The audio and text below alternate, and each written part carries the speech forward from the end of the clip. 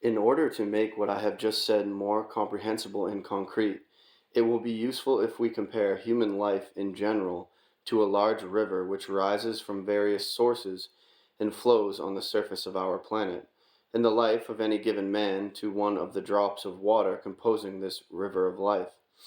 This river at first flows as a whole along a comparatively level valley, and at that place where nature has particularly undergone what is called a cataclysm not according to law, it is divided into two separate streams, or, as it is also said, there occurs in this river a dividing of the waters.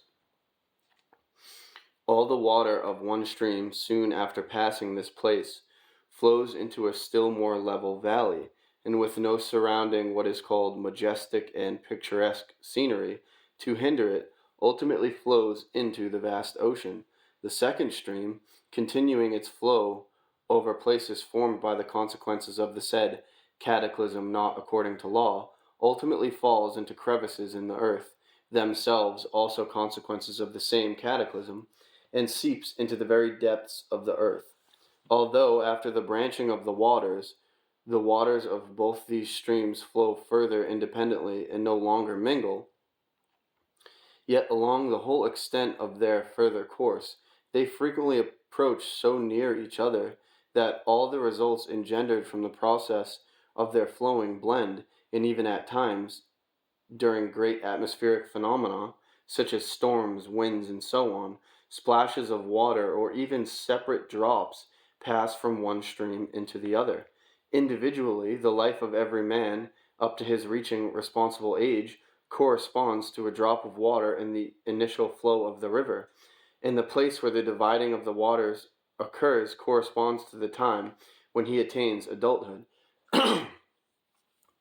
After this branching, any considerable subsequent movement, according to law, both of this river as well as of any of the small details of this movement for the actualization of the predetermined destination of the whole river, applies equally to every separate drop, just in so far as the given drop is in the general totality of this river. For the drop itself, all its own displacements, directions, and states caused by the differences of its position, by its various accidentally arisen surrounding conditions, and by the accelerated or retarded tempo of its movement, have always a totally accidental character. For the drops, there is not a separate predetermination of their personal fate. A predetermined fate is for the whole river only. At the beginning of the flow of the river, the lives of drops are here one moment, there the next moment, and a moment later they might not at all be as they are, but splashed out of the river and evaporated. And so, when, on account of the unbecoming life of people, great nature was constrained to engender the corresponding in their common presences, then, from that time on, it was so established, for the purposes of the common actualizing of everything existing, that human life in general on the earth should flow in two streams, and great nature foresaw and gradually fixed in the details of her common actualization such a corresponding law conformableness that in the drops of the water of the initial flow of the river of life,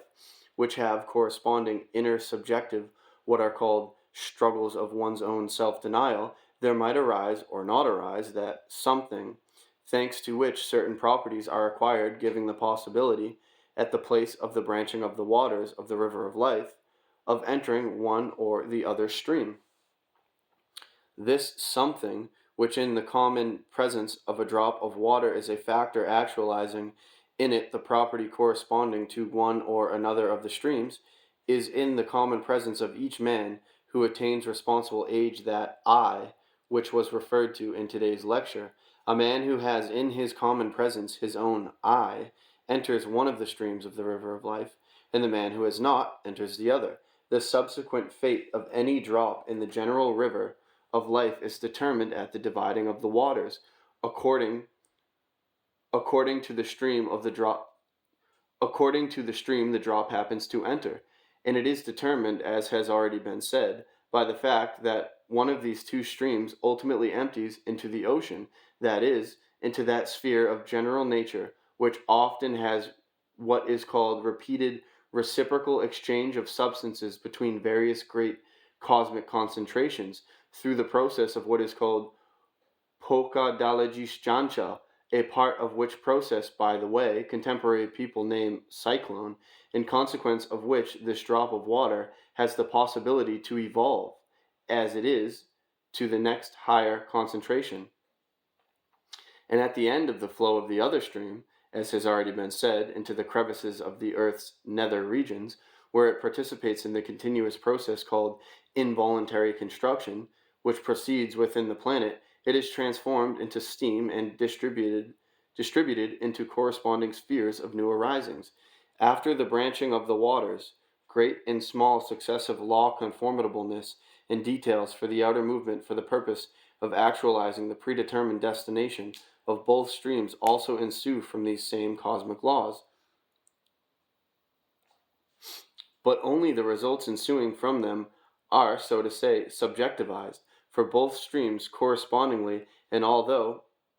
they begin to function independently, yet all the time they mutually assist and sustain each other. These subjectivized second-grade results, issuing from fundamental cosmic laws, sometimes function side by side, sometimes collide or cross, but never mix. The actions of these subjectivized second-grade results can sometimes, under certain surrounding conditions, spread also over the separate drops. For us contemporary people, the chief evil is that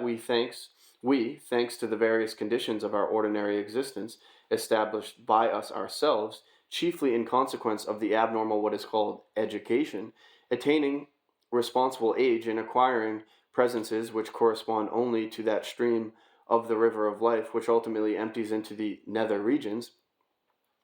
enter it and are carried along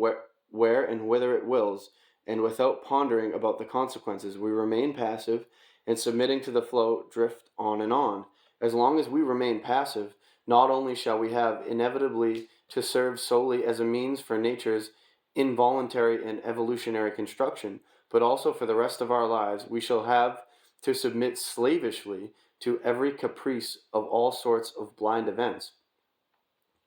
As most of the hearers present have already, as is said, crossed over into responsible age, and frankly cognize that until now they have not acquired their own I, and at the same time, according to the substance of all I have said here, have not pictured for themselves any particularly agreeable perspectives, then, in order that just you who cognize this, should not be greatly, as is said, disheartened, and should not fall into the usual what is called pessimism, everywhere prevalent in the contemporary abnormal life of people, I say quite frankly, without any arrière-pensée, that, according to my convictions, which have been formed thanks to long years of investigations, strengthened by numerous quite exceptionally conducted experiments, on the results of which are based the Institute for the Harmonious Development of Man, founded by me, even for you, it is not yet too late. The point is that the said investigations and experiments showed me very clearly and very definitely that in everything under the care of Mother Nature, the possibility is foreseen for beings to acquire the kernel of their essence, that is to say, their own I, even after the beginning of their responsible age also. The foresight of just Mother Nature consists in the given case in this, that the possibility is given to us, in certain inner and outer conditions, to cross over from one stream into the other. The expression which has reached us from ancient times, the first liberation of man, refers to just this possibility of crossing from the stream which is predestined to disappear into the nether regions, into the stream which empties itself into the vast spaces of the boundless ocean. To cross into the other stream is not so easy, merely to wish and you cross. For this,